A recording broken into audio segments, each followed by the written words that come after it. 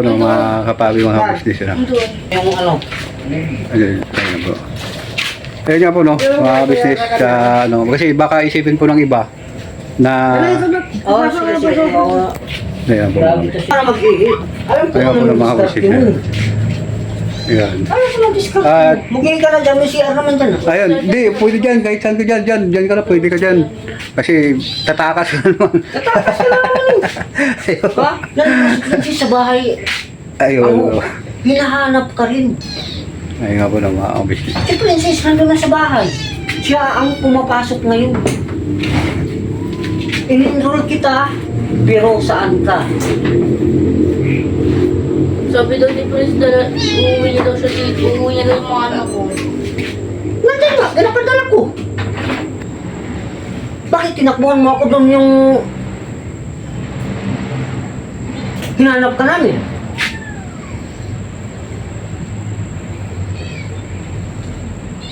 Diba anong sabi mo?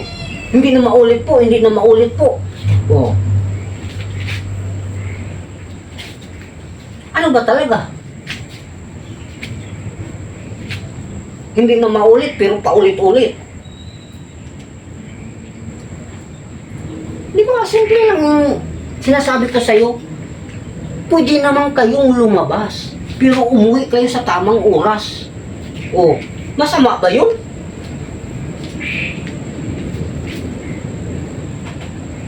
Grabe ka. Ano, gusto mong patiwara ka sa ano? Hindi na kita ano yun?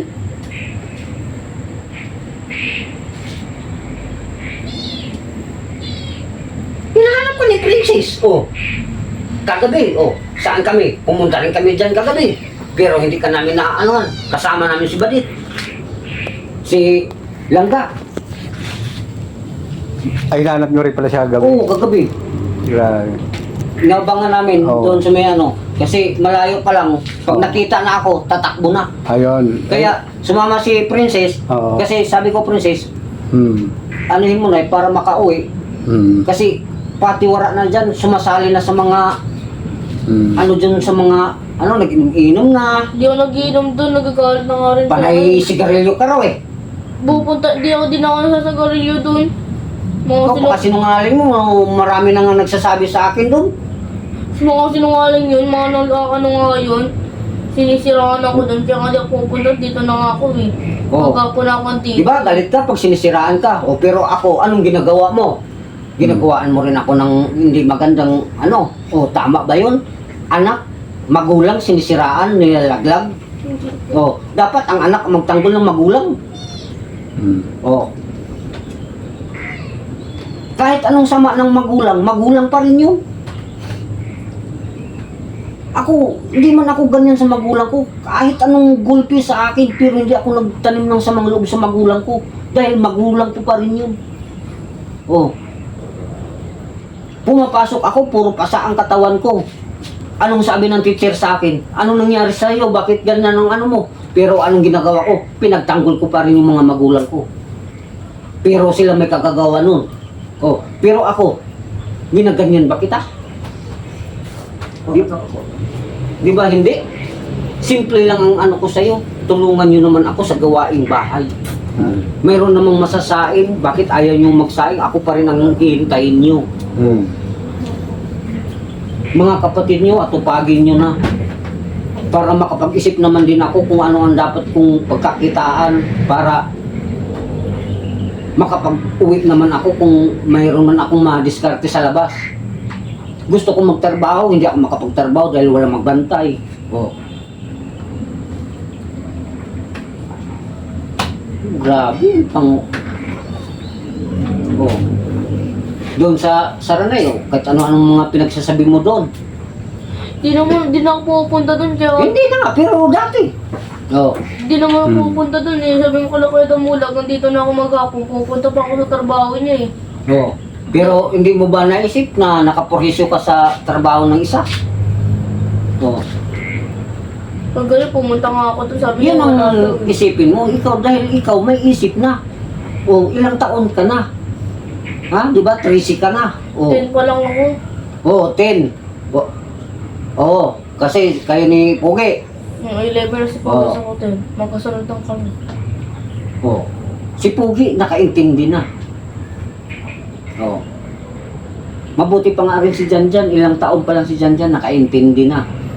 Oh. Sa ano. Diyan, palabasin ko kayo pero umuwi naman kayo. Huwag kayo masyado magpagabi dahil may bagyo ngayon. Oh. Si Sander. Oh.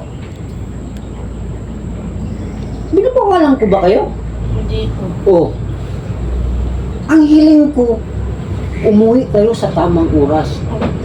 Ang babae, bago mag-alas 6, kailangan nandun na sa loob, nag-aatupag na kung anong dapat gawin. Oh. Pero anong ginagawa mo? Pakalat-kalat sa kalye, kahit bumabagyo, nandun sa barkada, hawak yung sigarilyo. O, tama ba yun?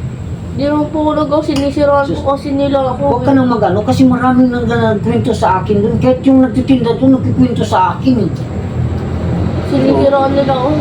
Kahit si Janjan, nakikita ka rin eh. Hindi naman niya ako inaano nun eh. Nakikita ka. Oh. Wala nila ako sinisiraan dun eh. Kaya hindi na ako pupunta dun eh. Kaya- Hindi na ako dumadaan eh.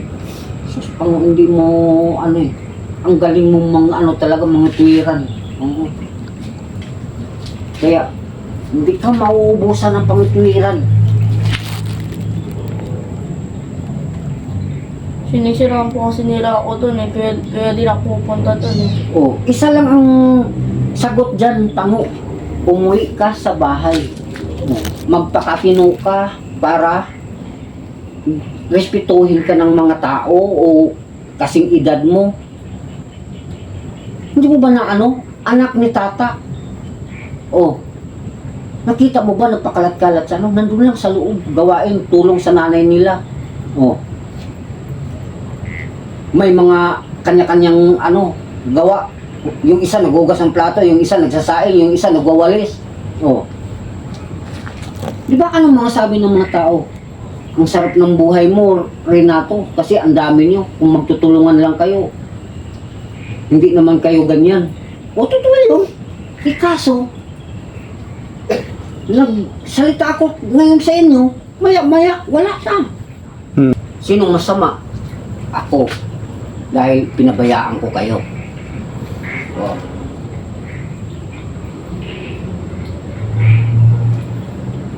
Kung ako pabaya na magulang, oh, ha? Lahat ginagawa ko, sila lang maiwan doon, iniiwan ko lang ng ulam sa kanin, aalis ako ng alas 5, gising ako ng alas 3, magsaing na para iiwan sa kanila, oh. Mabuti si Alexa, nakapag ano, oh, ngayon pa lang, i-breaking ko na, Alexa bukas, maaga ako aalis ha, kayo lang dalawa dito, oh. Kung ako pabaya, hindi ganun ang mga kapatid mo nandun. Oh. Tama yun. Ayun nga po ng mga Hindi kabisnes. sa akin ang pagkukulang, nandyan sa iyo mo. Kasi hindi ka makikinig. Lahat ng mga sinasabi ko, minamasama mo. Oh. Dahil wala ka nang makwento, gagawaan mo na ako ng kwento ngayon. Oh. O ano sasabihin ng mga tao? Mali si papa mo. Ayun nga po ng mga kabisnes nyo. Kasi nag-tricycle ako, narinig ko po yung mga kayo mga nagtatricycle kasi ako tol. Video na dito lang kaya para ano. Nagtatricycle po kasi ako mga kabisnes, narinig ako. Sabi nung ano, mga pasahero na nagsakay sa akin, sabi kawawa naman yung mga bata niyan, pinapabayaan ng magulang. Sabi ko, yan, hinahanap ng magulang yan. Ilang buwan mo na hinahanap yan? 2. 2 buwan na hindi mo na hinahanap. Ngayon, ang sabi ko sa kanya, 3 na siya ngayon. 3 na. Hinahanap po yan, kaya sabi ko, hindi na nachichimpuan na mahuli. Sabi ko gano'n, kaya pero yan talaga, mahal na mahal ng mga magulang yan. Kaso lang, hindi siya makakilos yung magulang niya kasi siyam yan sila magkapatid. Tama ba tol? Oo. Siyam ng kapatid, may maliit pa. Tapos wala pa silang ano, kaya... Oh, yung ihanap ko doon sa mga malalaki, Oo. doon ko na lang iano sa 2. So yun, di ba po mga Ipagluto ko na lang kabisnes? sila kasi siyempre naghihintay na lang sila kung anong oras sila handaan dyan ng pagkain eh. Yun. Yun talaga ang ano nun. Kaya dapat sila ang gagawa dahil malalaki na sila. Hmm. Na, Pangalawa, babae sila. Hmm. Kaso sa akin pa rin. Pero Hmm. nandun na ako, tanggap ko pa rin yun. Hmm. Kasi magulang ako. Ayun.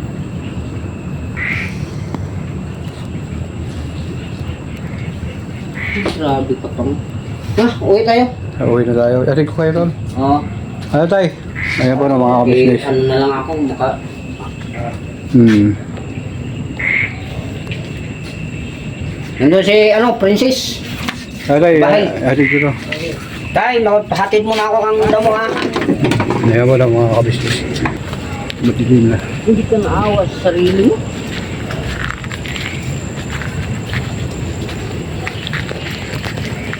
Kasi tol, sabi niya, nasa saradong gate daw siya nakatira. Kaya ano ko dyan, binaba ko sa dyan, sabi ko yan sa amin lang, saan nga ba na dito? Doon pala siya sa kabila. Doon nga, sa kabila. Sa ilan niya. Madilim. Doon, tinulungan din kayo. Doon sa nag-ano ng palaka. Oo. Doon siya natutulog. Hindi ako doon sa may ano ako. Wala ano ako. Sa iba nga siya tol. Sa may baba. Hindi doon. Sa kilala ni Cassandra eh. Sa may baba pa talaga yun. Sa baba pa daw.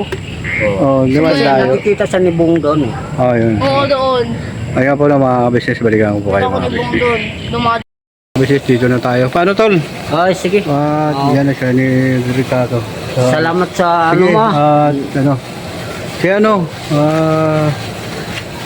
Ano ko na rin na mabuti, nandyan ka. Naisipan mo rin ako ipaalam. Oh, matagal talaga to, ilang buwan na to. Kaya nga eh. Kaya nga ganun din ano kasi delikado kasi dahil siyempre puro lalaki kami doon. Kaya, At ano, hindi ka ako nakauwi kasi nasikaso ko din yung trabaho ko doon dahil wala na, umalis na rin ako doon. Yung sa trabaho ko, kaya ganun nangyari. Ano po mga business? ba, nakaporito ka Kaya pa paano tol? Sige, ingat ha. Maraming salamat sige, sa iyo. thank you. Thank you very much din sa yung tiwala. Sa ano. Ayun. Yan po mga business. Sige tol. sige, salamat ha. Oo, sige tol. Sige. Ayun.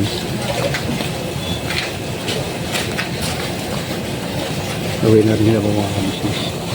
Madilim kasi dito mga kabisnes. Pasinsa na po kayo. Balikan ko po kayo mga kabisnes. Ayun nga po na mga kapapi, mga business, balik tayo. Binigyan po ako doon kanina sa paglabas ko doon. Pagkatid ko sila ni Renato, yung ano po mga business, bukado. Kaya nasipan ko muna dumaan dito sa sa inumpahan namin dati ni Prezi, ano po mga business. Kaso lang yun nga, pero balik pa rin sa posisyon. Ito po mga business, ito na lang yung kainin ko. Tawag nito, hapunan po, wala na pong makain mga business, avocado na lang. Kaya masarap din naman to pang tawag nito. Diet po mga business. Kaso hindi po masyadong hinog. Yan.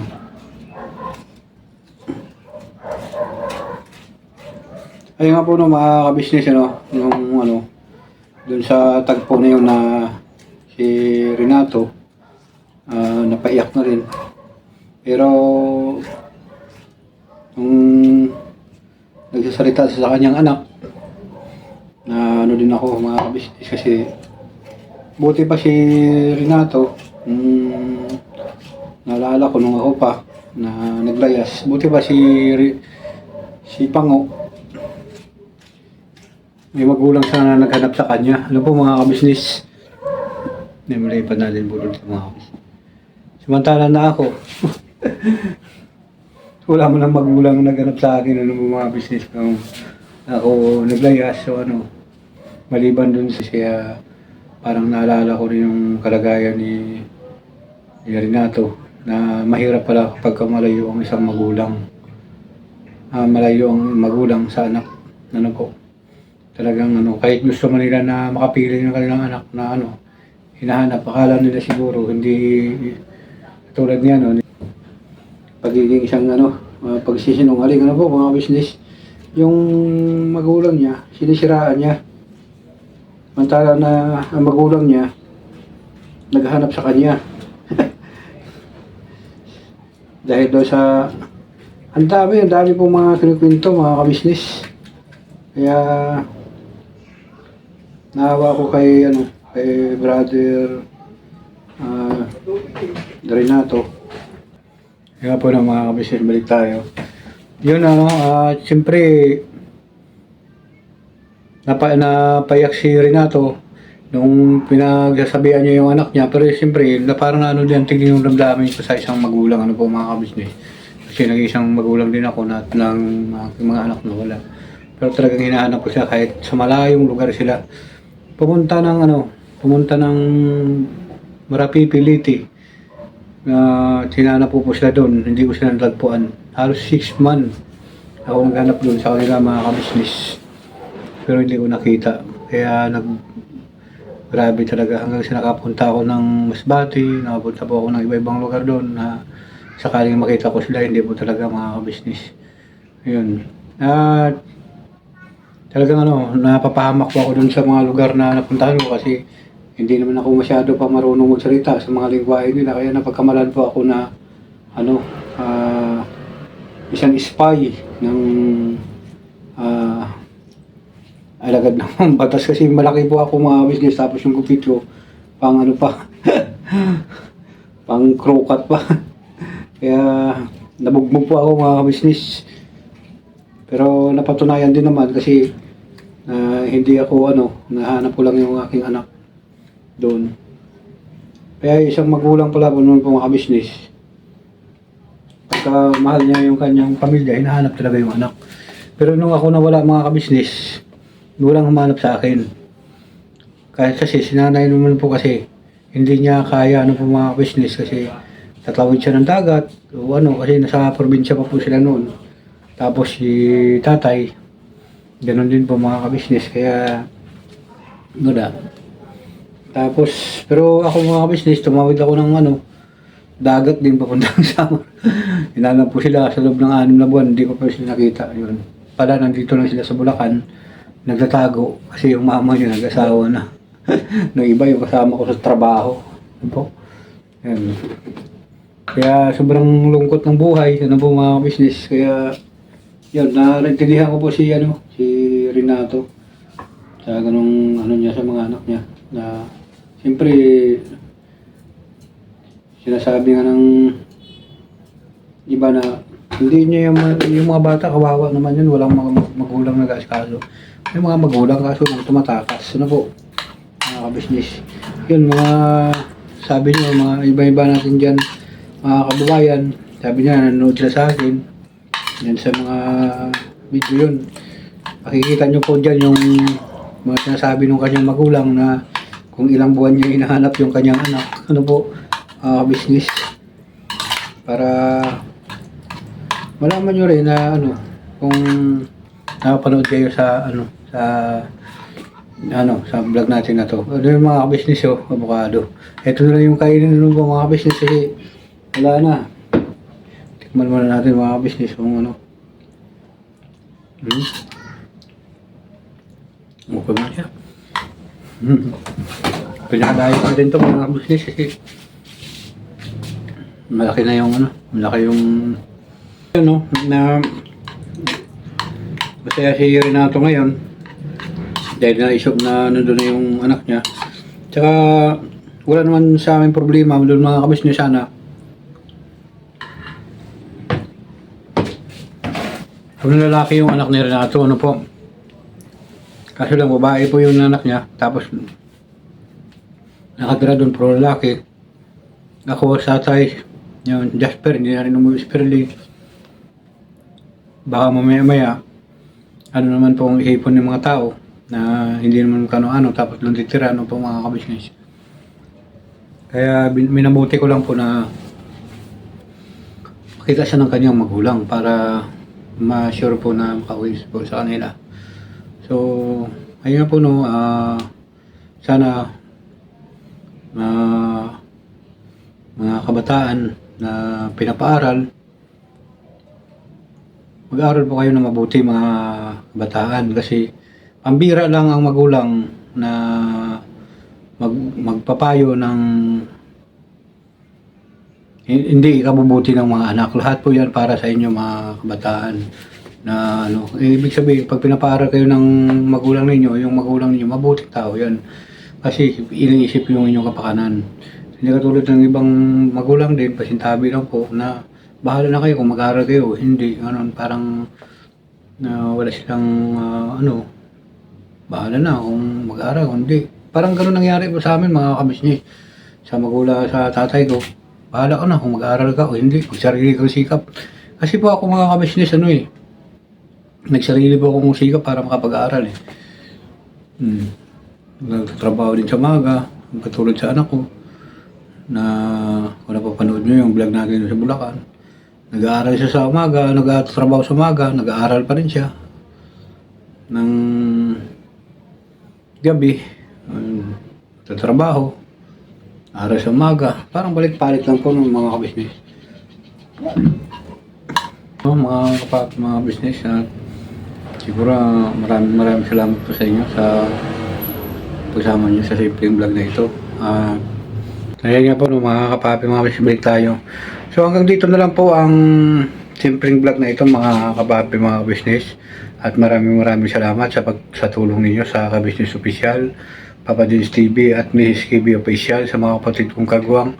Ano po mga ka-business, at wala po sa inyo na salamat sa tulong at suportan nyo sa Ewan Lamulag. Ano po mga ka-business, bagamat na maraming paulit-ulit na pagkakamali, talagang hindi pa rin maiwasan mga ka-business na magkakasala at sa pagkakamali.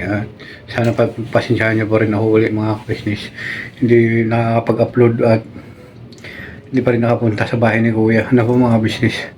So, hanggang dito na lang po mga kapapi, mga ka-business. Never say goodbye. Tomorrow is another day. Pero banat lang po tayo mga ka-business namin minamahal.